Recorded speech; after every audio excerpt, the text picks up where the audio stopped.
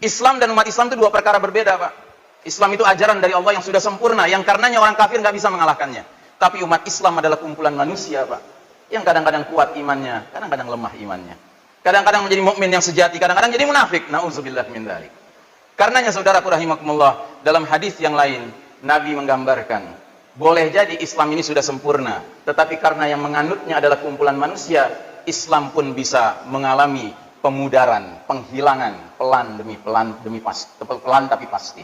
Sungguh kalian umat Islam kelak nanti akan mengikuti kebiasaan, tata cara hidup, jalan hidup orang-orang sebelum kalian, sejengkal demi sejengkal, sehasta demi sehasta, sehingga sekiranya mereka sudah jelas-jelas masuk lubang biawak, kalian terus saja ikut sama mereka. Para sahabat bertanya-tanya, ya Rasulullah, al-Yahuda wan Nasara, ya Rasulullah, apa yang kau maksud adalah kaum Yahudi Nasrani? Kata Nabi, faman, who else? Siapa lagi kalau bukan mereka? Coba ingat-ingat, sejak 100 tahun yang lalu, negeri-negeri kaum muslimin secara sukarela menyingkirkan hukum Islam dan memberlakukan hukum sekuler di masing-masing negerinya.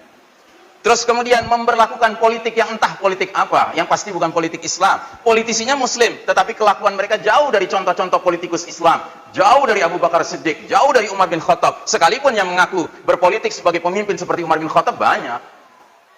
Di bidang ekonomi, negeri-negeri kaum muslimin bahkan mengundang berlakunya sistem ekonomi ribawi.